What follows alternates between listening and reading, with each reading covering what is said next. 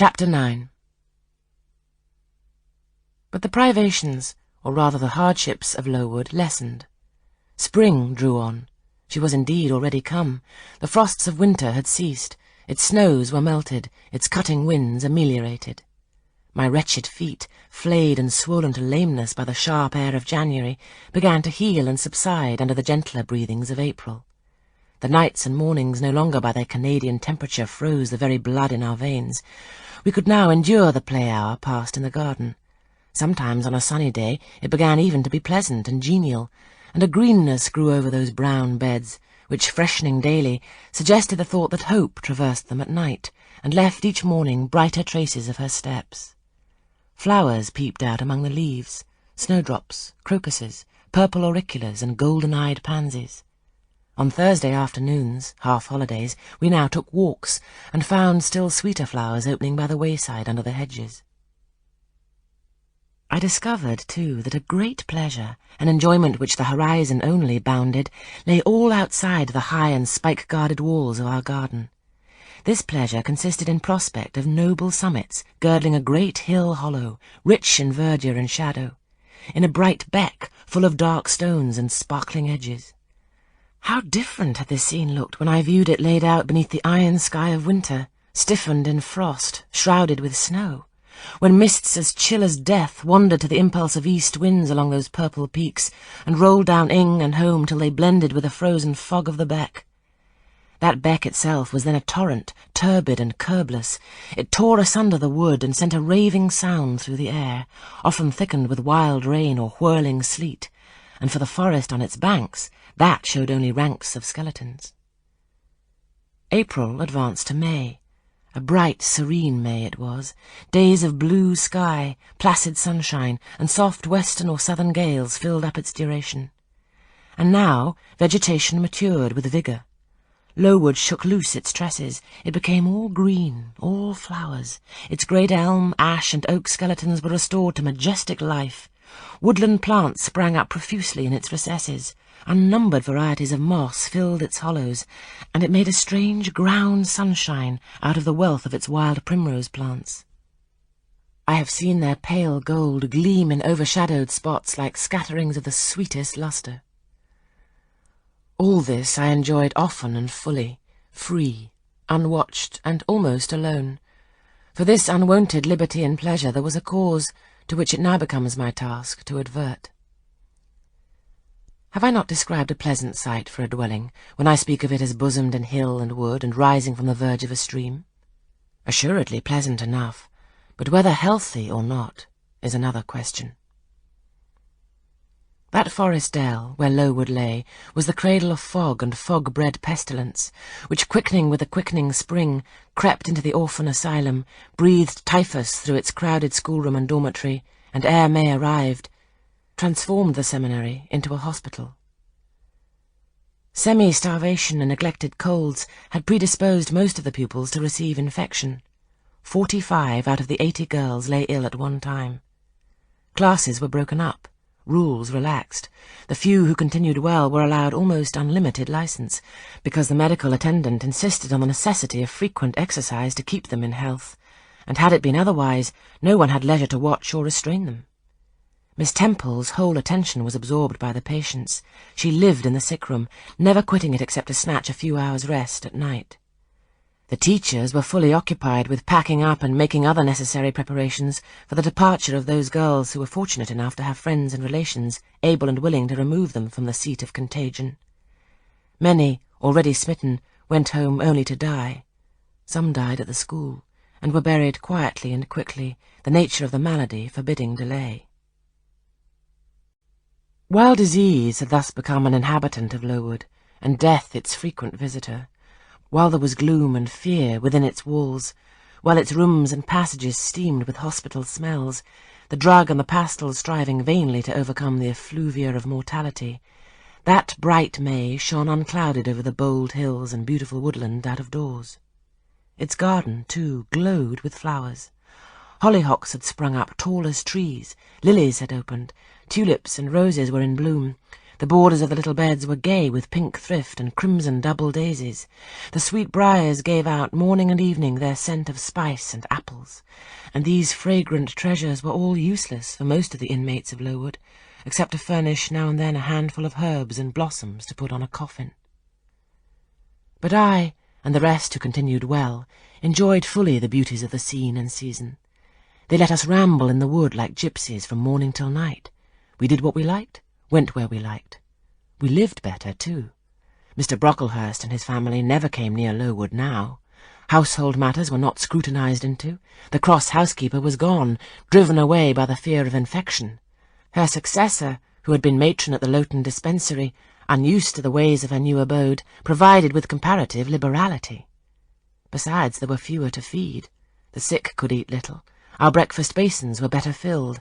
When there was no time to prepare a regular dinner, which often happened, she would give us a large piece of cold pie or a thick slice of bread and cheese, and this we carried away with us to the wood, where we each chose the spot we liked best, and dined sumptuously. My favourite seat was a smooth and broad stone, rising white and dry from the very middle of the beck, and only to be got at by wading through the water, a feat I accomplished barefoot. The stone was just broad enough to accommodate comfortably another girl and me, at that time my chosen comrade, one Mary Ann Wilson, a shrewd, observant personage whose society I took pleasure in, partly because she was witty and original, and partly because she had a manner which set me at my ease. Some years older than I, she knew more of the world, and could tell me many things I liked to hear. With her my curiosity found gratification. To my faults, also, she gave ample indulgence, never imposing curb or rein on anything I said. She had a turn for narrative, I for analysis. She liked to inform, I to question, so we got on swimmingly together, deriving much entertainment, if not much improvement, from our mutual intercourse. And where, meantime, was Helen Burns? Why did I not spend these sweet days of liberty with her? Had I forgotten her? Or was I so worthless as to have grown tired of her pure society? Surely the Mary Ann Wilson I have mentioned was inferior to my first acquaintance. She could only tell me amusing stories and reciprocate any racy and pungent gossip I chose to indulge in, while, if I have spoken truth of Helen, she was qualified to give those who enjoyed the privilege of her converse a taste of far higher things. True, reader, and I knew and felt this, and though I am a defective being with many faults and few redeeming points, yet I never tired of Helen Burns, nor ever ceased to cherish for her a sentiment of attachment as strong, tender, and respectful as any that ever animated my heart. How could it be otherwise, when Helen, at all times and under all circumstances, evinced for me a quiet and faithful friendship, which ill-humour never soured, nor irritation ever troubled? But Helen was ill at present. For some weeks she had been removed from my sight to I knew not what room upstairs. She was not, I was told, in the hospital portion of the house with the fever patients, for her complaint was consumption, not typhus, and by consumption I, in my ignorance, understood something mild, which time and care would be sure to alleviate. I was confirmed in this idea by the fact of her once or twice coming downstairs on very warm, sunny afternoons, and being taken by Miss Temple into the garden, but on these occasions I was not allowed to go and speak to her. I only saw her from the schoolroom window, and then not distinctly, for she was much wrapped up, and sat at a distance under the veranda. One evening, in the beginning of June, I had stayed out very late with Mary Ann in the wood. We had, as usual, separated ourselves from the others, and had wandered far, so far that we lost our way, and had to ask it at a lonely cottage where a man and woman lived, who looked after a herd of half-wild swine that fed on the mast in the wood. When we got back, it was after moonrise. A pony, which we knew to be the surgeon's, was standing at the garden door. Mary Ann remarked that she supposed someone must be very ill, as Mr. Bates had been sent for at that time of the evening. She went into the house. I stayed behind a few minutes to plant in my garden a handful of roots I had dug up in the forest, and which I feared would wither if I left them till the morning. This done, I lingered yet a little longer. The flowers smelt so sweet as the dew fell. It was such a pleasant evening, so serene, so warm. The still glowing west promised so fairly another fine day on the morrow. The moon rose with such majesty in the grave east. I was noting these things and enjoying them as a child might, when it entered my mind, as it had never done before. How sad to be lying now on a sick bed, and to be in danger of dying. This world is pleasant. It would be dreary to be called from it, and have to go who knows where. And then my mind made its first earnest effort to comprehend what had been infused into it concerning heaven and hell, and for the first time it recoiled, baffled, and for the first time glancing behind, on each side and before it, it saw all round an unfathomed gulf. It felt the one point where it stood, the present. All the rest was formless cloud and vacant depth, and it shuddered at the thought of tottering and plunging amid that chaos. While pondering this new idea, I heard the front door open. Mr. Bates came out, and with him was a nurse. After she had seen him mount his horse and depart, she was about to close the door, but I ran up to her. "How's Helen Burns?" "Very poorly," was the answer. "Is it her Mr. Bates has been to see?" "Yes." "And what does he say about her?" "He says she'll not be here long." This phrase, uttered in my hearing yesterday, would have only conveyed the notion that she was about to be removed to Northumberland, to her own home. I should not have suspected that it meant she was dying, but I knew instantly now. It opened clear on my comprehension that Helen Burns was numbering her last days in this world, and that she was going to be taken to the region of spirits, if such region there were. I experienced a shock of horror, then a strong thrill of grief, then a desire, a necessity to see her, and I asked in what room she lay. "She's in Miss Temple's room," said the nurse. "May I go up and speak to her?" "Oh, no, child, it's not likely. And now it's time for you to come in. You'll catch the fever if you stop out when the dew is falling." The nurse closed the front door. I went in by the side entrance which led to the schoolroom. I was just in time. It was 9 o'clock, and Miss Miller was calling the pupils to go to bed.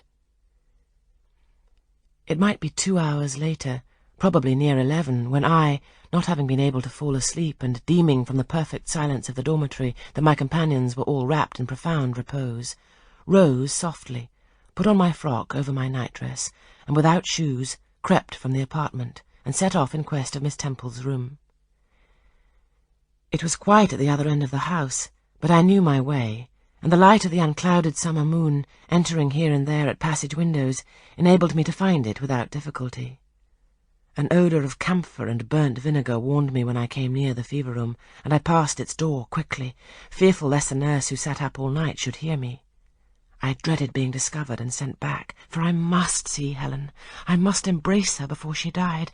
I must give her one last kiss, exchange with her one last word.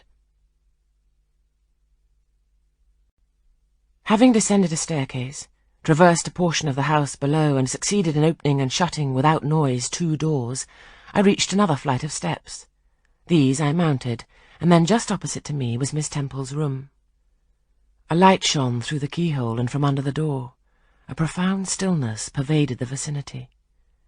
Coming near, I found the door slightly ajar, probably to admit some fresh air into the close abode of sickness. Indisposed to hesitate and full of impatient impulses, soul and senses quivering with keen throes, I put it back and looked in. My eye sought Helen, and feared to find death. Close by Miss Temple's bed, and half covered with its white curtains, there stood a little crib. I saw the outline of a form under the clothes, but the face was hid by the hangings. The nurse I had spoken to in the garden sat in an easy chair, asleep. An unsnuffed candle burnt dimly on the table. Miss Temple was not to be seen. I knew afterwards that she had been called to a delirious patient in the fever room. I advanced, then paused by the crib side. My hand was on the curtain, but I preferred speaking before I withdrew it. I still recoiled at the dread of seeing a corpse. "Helen," I whispered softly, "are you awake?"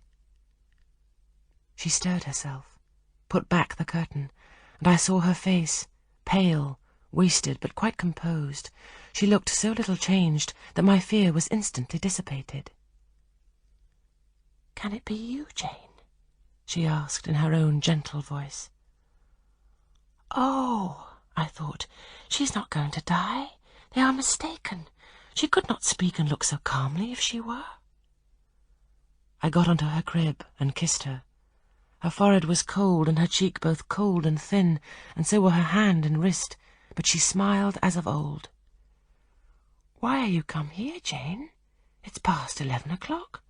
I heard it strike some minutes since." "I came to see you, Helen. I heard you were very ill, and I could not sleep till I had spoken to you." "You came to bid me good-bye, then? You're just in time, probably." "Are you going somewhere, Helen? Are you going home?" "Yes, to my long home, my last home." "No, no, Helen!" I stopped, distressed. While I tried to devour my tears, a fit of coughing seized Helen. It did not, however, wake the nurse. When it was over, she lay some minutes exhausted. Then she whispered, "Jane, your little feet are bare. Lie down and cover yourself with my quilt." I did so. She put her arm over me, and I nestled close to her. After a long silence, she resumed, still whispering, "I'm very happy, Jane, and when you hear that I am dead, you must be sure and not grieve. There's nothing to grieve about. We all must die one day, and the illness which is removing me is not painful. It is gentle and gradual. My mind is at rest. I leave no one to regret me much. I have only a father, and he is lately married, and will not miss me. By dying young, I shall escape great sufferings. I had not qualities or talents to make my way very well in the world. I should have been continually at fault." "But where are you going to, Helen? Can you see? Do you know?" "I believe. I have faith. I'm going to God." "Where is God? What is God?" "My Maker and yours, who will never destroy what he created. I rely implicitly on his power and confide wholly in his goodness. I count the hours till that eventful one arrives which shall restore me to him. Reveal him to me." "You're sure, then, Helen, that there is such a place as heaven? That our souls can get to it when we die?" "I'm sure there is a future state. I believe God is good. I can resign my immortal part to him without any misgiving. God is my Father. God is my friend. I love him. I believe he loves me."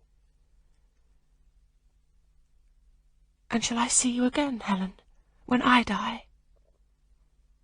"You will come to the same region of happiness, be received by the same mighty universal parent, no doubt, dear Jane."